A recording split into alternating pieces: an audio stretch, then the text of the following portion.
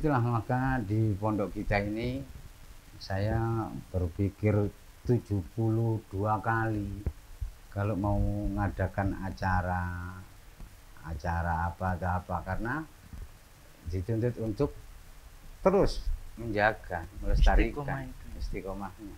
Nek saja abot gak iso njogo istiqomah sampai mati, alo enggak. Maka setiap kegiatan keagamaan, kegiatan aktivitas sosial, amal soleh yang sudah kita lakukan harus kita pertahankan, bahkan sebisa mungkin kita wariskan ke generasi berikutnya. Karena jika tidak, tadi itu la khaira khairun la yadum. Gak diarani api sing gak langgeng. Apa itu hanya untuk hal-hal yang berurusan dengan keakhiratan saja? Apakah bisa di hal keduniawiaan seperti kerja tadi itu untuk ya di langgengannya itu di sisi mana? Artinya kan kalau tadi keakhiratan itu bisa mungkin dipertahankan, amal baik, amal soleh dan seterusnya. Kalau yang pekerjaan duniawi itu bisa nggak ini dilanggengkan? Taruhlah seperti tadi Carohi mulai kecil muda sampai dia sudah punya cucu dan sebagainya tetap jalan es. Nah, sisi keakhiratannya ini di mana? Ya, keakhiratan atau keduniawian itu kembalinya kepada sidqun niyah, benarnya niat itu menjadi ukhrawi.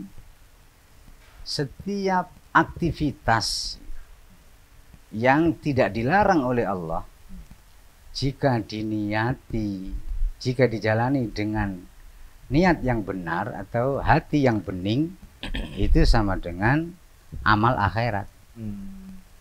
Sebaliknya, amal akhirat ngaji, wiritan, maca Quran, poso, sholat, haji, umroh, tapi bisu ini ya, dengan niat yang buruk, jelek, itu bukan ukhrawi tapi duniawi.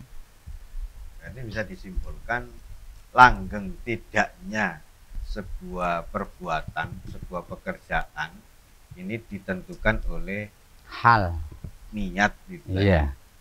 Sidqul hal. Sidqun niyah. Kalau sudah niat ya, jualan es ya sudah, jangan melirik jualan yang lain gitu berarti. Ya, di situnya nanti atwamuhanya itu di situnya. Iya. Karena tidak boleh pindah sakarepe dhewe.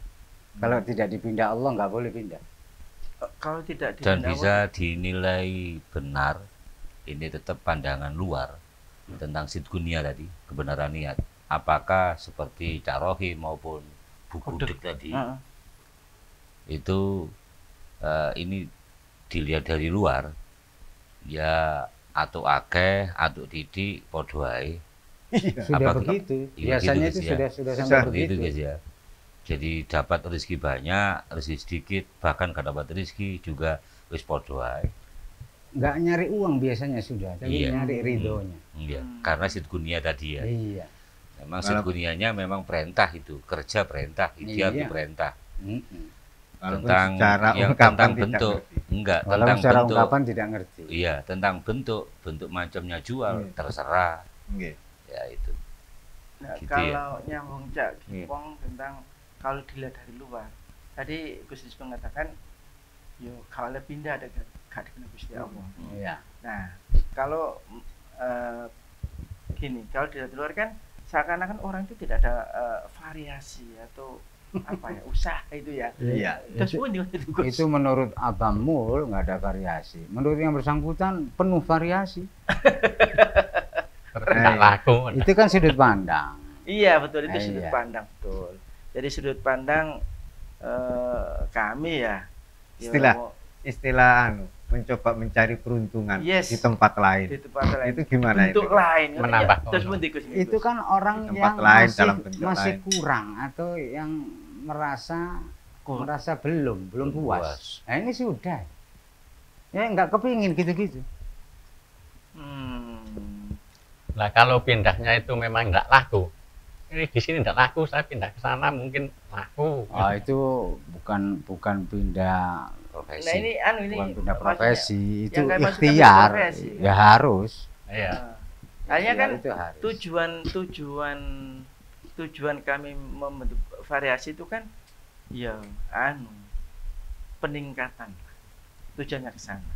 Iya, itu bagi ahlu dunia. Hmm. Tapi ahlul akhirah itu fokusnya itu mencari ridho.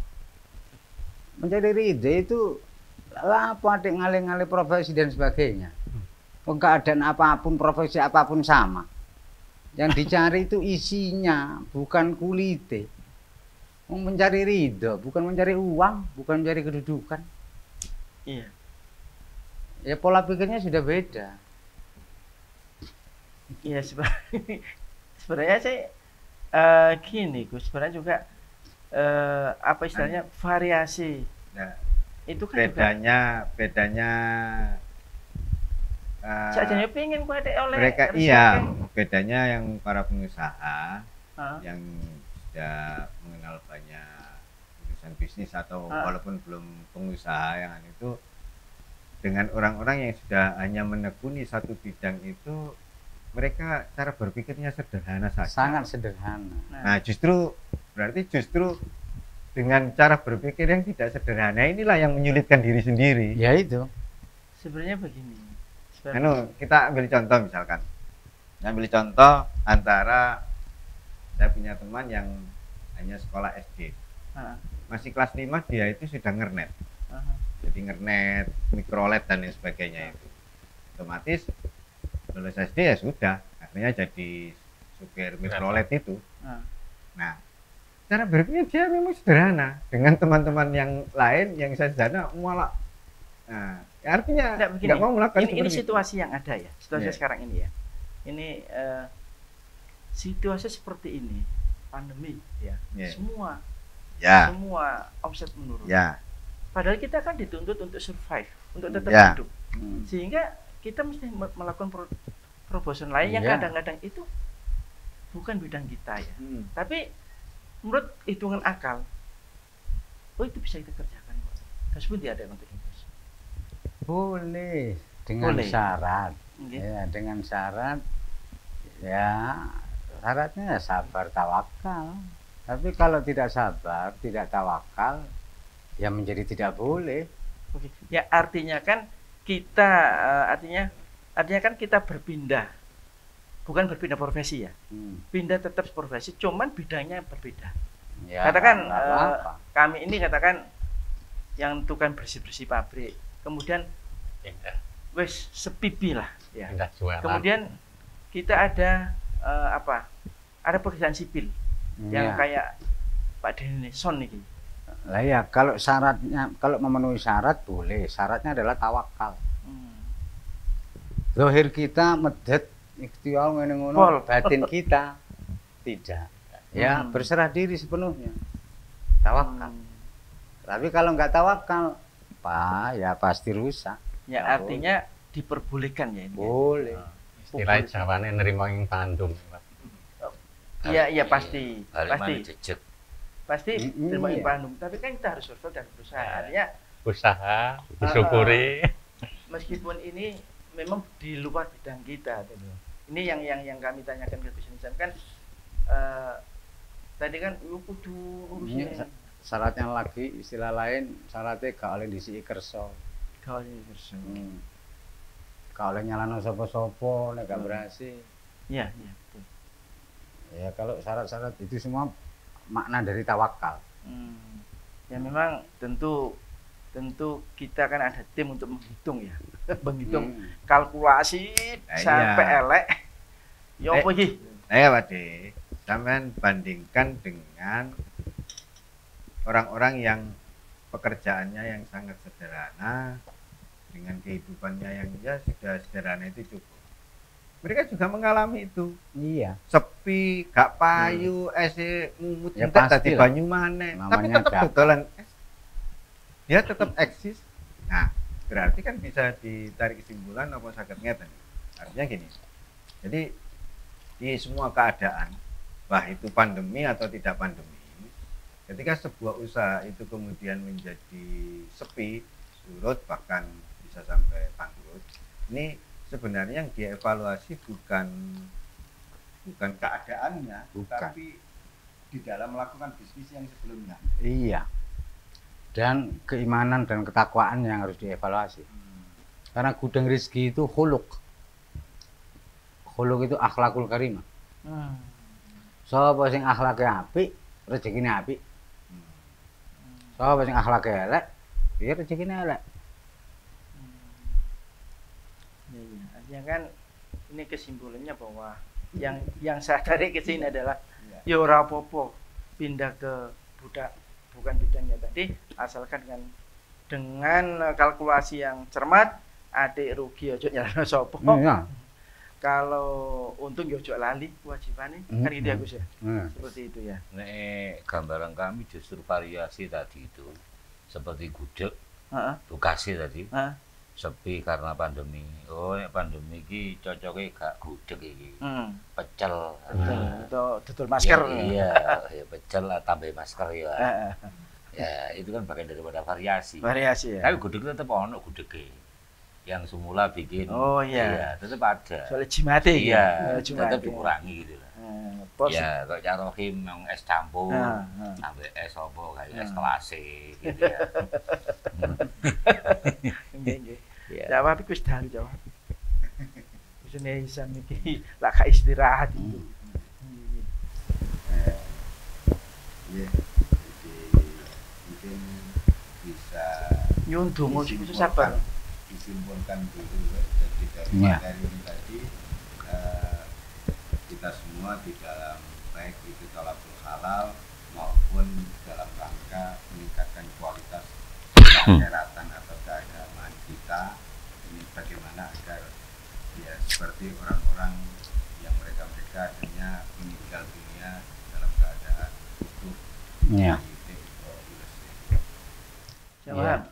Aja lali nyun donga cek sabar iki. Kesimpulannya adalah sebagai orang yang beriman, kita dituntut untuk dahulukan urusan Allah dan utamakan urusan akhirat. Utamakan urusan akhirat itu utamakan urusan ruhani atau urusan hati. Ya apa supaya hati kita tambah tenang, tambah damai, tambah marem, bahagia, walaupun tak punya uang. Seandainya bisa. Lagu Gus Plus ini Gus. Iya. Pokoknya lebih mengutamakan dalam diri. Ini akhirat kecil kita. Masih nek iso gak nyekel duit tapi iso marem ayem, ya hebat.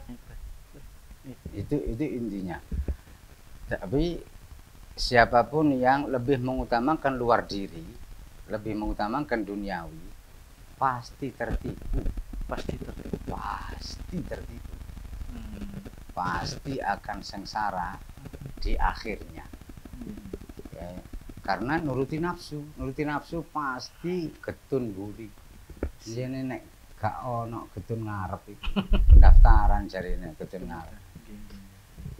Maka solusi dari menjalani kehidupan, terutama ya di saat pandemi seperti ini, tidak ada solusi lain selain perkuat iman takwa dan utamakan akhirat. Karena ya mau bahagia dan sebagainya, takwa itu tidak butuh materi. Takwa tidak butuh materi. Materi yang butuh takwa. Takwa tidak butuh materi. Tidak punya materi sama sekali pun bisa bertakwa. Materi, punya banyak materi tapi tidak punya takwa, rusak pasti. Maka ya selalu iman kita yang menyelamatkan kita. Iman kuat ya jatah selamatnya ya kuat. Tapi kalau imannya lemah ya mudah-mudahan dikuatkan oleh Allah Subhanahu wa taala. Cak, nyuwun ijazah. Untuk itu mari kita amalkan doa yang intinya memohon ketetapan iman atau memohon mati husnul khotimah. Amin. Amin, amin, amin. Amalkan di setiap sujud terakhir, setiap kali sujud terakhir di sholat, baik fardu maupun sunnah, panjatkan doa. Satu, Allahumma inna nas'aluka Allahumma rzuqna at-taubatan nasuhata qoblal maut. Ya Allah, karuniailah kami taubat nasuha sebelum mati. Kedua, Allahumma tsabbit qalbi ala dinik. Ya Allah, tetapkanlah hatiku berpijak pada kebenaran agamamu. Yang ketiga, Allahumma ya muqallibal qulub. Yang pertama minta taubat nasuha. Yang kedua mohon husnul khotimah. Allahumma inna nas'aluka husnul khotimah. Yang ketiga mohon ketetapan hati di situasi dan kondisi bagaimanapun.